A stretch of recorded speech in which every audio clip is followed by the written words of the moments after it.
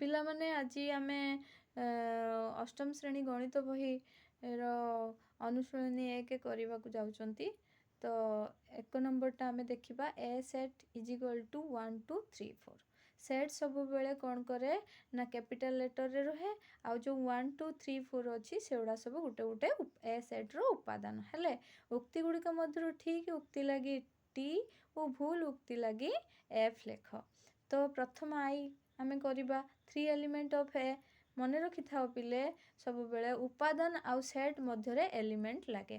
ତ 3 element of ଏ ଆମେ ଦେଖିଦେବା ଏ ସେଟ୍ରେ 3 ଅଛି କି ନାହିଁ। ତ 1 2 3 4 ଅଛି, ତ 3 ଅଛି। 3 ଏଲିମେଣ୍ଟ ଅଫ୍ ଏ ଯେଉଁଟାକି ଆମର କ'ଣରେ ଆମର ଠିକ୍ ହେବ ହେଲା। 5 ଏଲିମେଣ୍ଟ ଅଫ୍ ଏ, ମୁଁ କ'ଣ କହିଥିଲି ଉପାଦାନ ଆଉ ସେଟ୍ ମଧ୍ୟରେ ରହିବ।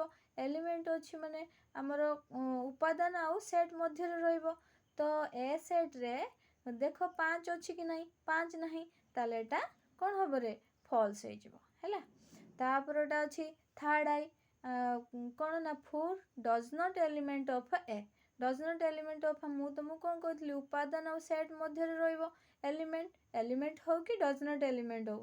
କିନ୍ତୁ ଆମେ କ'ଣ କରିବା ନା 4 ଡଜ୍ ନଟ୍ ଏଲିମେଣ୍ଟ ଅଫ୍ ଏ ଯେଉଁ ଅଛି ଦେଖିବା, ଆମେ ଚେକ୍ କରିବା ଏ ସେଟ୍ରେ 4 ଅଛି କି ନାହିଁ। ତ ଏ ସେଟ୍ ଇଜ୍ ଇକ୍ୱାଲ୍ ଟୁ କ'ଣରେ 1 2 3 4 ଅଛି, ତାହେଲେ ଏଇଟା କ'ଣ ରେ 4 ଅଛି। ତ ଏଠି ଲେଖିଛି ନାହିଁ, ତେଣୁ ଏଠି କ'ଣ ହେବ ଫଲ୍ସ ହେଇଯିବ। 7 element of A, 7 element of 7 does not element of A, ତାହେଲେ କ'ଣ 7 does not element of A, ଯେଉଁଟାକି କ'ଣ ଏଠି ମୁଁ ଲେଖିଦେଇଛି 7 does not element of A. ଏଇଠି 7 does not element of A. 7 ଆମେ ଦେଖିବା ଏ ସେଟ୍ରେ 7 ଅଛି କି ନାହିଁ। ତ ଏ ସେଟ୍ରେ ଆମର 7 ନାହିଁ, ତାହେଲେ ଏଇଟା ଠିକ୍ ହେବ। ତାପରେ ଅଛି 3 ସେଟ୍ କୁଟିଳ ବନ୍ଧନୀ ଅଛି ମାନେ ଏଇଟା ସେଟ୍ ଗୋଟେ ଏଲିମେଣ୍ଟ ଅଫ୍ ଏ। 3 ସେଟ୍ ବା 3 ଗୋଟେ ସେଟ୍ ଲେଖା ହେଇଛି, ଏଲିମେଣ୍ଟ ଥିଲେ ଖାଲି 3 ଲେଖା ହେଇଥାନ୍ତା, କୁଟିଳ ବନ୍ଧନୀ ଦିଆହେଇଛି ତ ସେଟ୍ ଏଟା ଏଲିମେଣ୍ଟ ଅଫ୍ ଏ। ଏଟା କ'ଣ ହେବ ସେଟ୍ ଆଉ ସେଟ୍ ମଧ୍ୟରେ ସବୁବେଳେ ସବସେଟ୍ ବା ସୁପରସେଟ୍ ଲାଗିବ, କିନ୍ତୁ ସେଟ୍ ମଧ୍ୟରେ ଏଲିମେଣ୍ଟସ୍ କେବେ ଆସିବ ନାହିଁ, ତ ଏଟା ଫଲ୍ସ ହେବ। ତାହେଲେ ପୁଣି ଗୋଟେ ଅଛି 3 ସେଟ୍ ସବସେଟ୍ ଅଫ୍ ଏ। ଏଟା ହେଉଛି ସେଟ୍ ମଧ୍ୟରେ ସବୁବେଳେ ସୁପରସେଟ୍ କିମ୍ବା ସବସେଟ୍ ଆସିବ। ତ ଆମର ସେଟ୍ ଆଉ ସେଟ୍ ମଧ୍ୟରେ ସବସେଟ୍ ଲାଗିଛି, ତାହେଲେ ଏଟା ଠିକ୍ ଅଛି। ତାପରେ 3 ସବସେଟ୍ ଅଫ୍ ଏ, 3 ଗୋଟେ ହେଉଛି ଉପାଦାନ, ଏ ଗୋଟେ ସେଟ୍। ଉପାଦାନ ଆଉ ସେଟ୍ ଭିତରେ ସବସେଟ୍ ବା ସୁପରସେଟ୍ ଆସିପାରିବ ନାହିଁ, ତେଣୁ ଏଟା ଫଲ୍ସ। ତାପରେ ଦେଇଛି ଭି ଥାର୍ଡ଼ ଆଇ, ଦେଖ 3 4 ଗୋଟେ ସେଟ୍ ଦେଇଛି ଏଲିମେଣ୍ଟ ଅଫ୍ ଏ।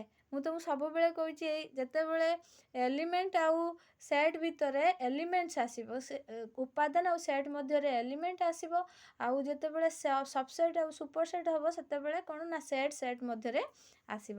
ତାହେଲେ 3 4 ସବସେଟ୍ ଅଫ୍ ଏ ଦେଇଛି ଆମକୁ ଦୁଇଟା ସେଟ୍ ଭିତରେ, ପୁଣି ଆଇଏକ୍ସର 3 4 ଗୋଟେ ସେଟ୍ ଦେଇଛି, ଏ ଗୋଟେ ସେଟ୍ ଦେଇଛି, ତାହେଲେ କ'ଣ ହେବ ରେ ସବସେଟ୍ ଦେଇଛି, ତାହେଲେ ଟ୍ରୁ ହେବ। ଏଇଟା ଠିକ୍ ଅଛି, କାରଣ ସେଟ୍ ମଧ୍ୟରେ ସବସେଟ୍ ବା ସୁପରସେଟ୍ ଲାଗିପାରିବ। ଏକ୍ସ, ତାପରେ ଏକ୍ସ ଦେଖିବା, ଏକ୍ସ କ'ଣ ନା 1 2 3 4 ଗୋଟେ ସେଟ୍ ଦେଇଛି ଏଲିମେଣ୍ଟ ଅଫ୍ ଏ, କାରଣ ସେଟ୍ ମଧ୍ୟରେ ଏଲିମେଣ୍ଟସ୍ କେବେ ଲାଗିପାରିବ ନାହିଁ, ଏଠି ସବସେଟ୍ କିମ୍ବା ସୁପରସେଟ୍ ହେଇଥାନ୍ତା, ତ ଏଟା ଫଲ୍ସ ହେଇଗଲା। ତାପରେ ଏକ୍ସ ଆଇଟା ଦେଖ 1 2 3 4 ସବସେଟ୍ ଅଫ୍ ଏ। ସେଟ୍ ଆଉ ସେଟ୍ ମଧ୍ୟରେ ମୁଁ କହିଛି ବାରମ୍ବାର, ସେଟ୍ ଆଉ ସେଟ୍ ମଧ୍ୟରେ ସବସେଟ୍ କିମ୍ବା ସୁପରସେଟ୍ ହେଇପାରିବ, ଏଟା ଟ୍ରୁ ହେବ। ତାପରେ ନମ୍ବର 2 ଦେଖ, ସବସେଟ୍ ସୁପରସେଟ୍ ତାପରେ is equal to element does not element ସଂକେତମାନଙ୍କ ମଧ୍ୟରୁ ଉପଯୁକ୍ତ ସଂକେତ ବାଛି ନିମ୍ନସ୍ଥ ଶୂନ୍ୟସ୍ଥାନ ଗୁଡ଼ିକ ପୂର୍ଣ୍ଣ କର। ଆମକୁ କ'ଣ ଦେଇଛି ଆଇରେ ଏ ଡ୍ୟାସ୍ ଏ ବି ସି।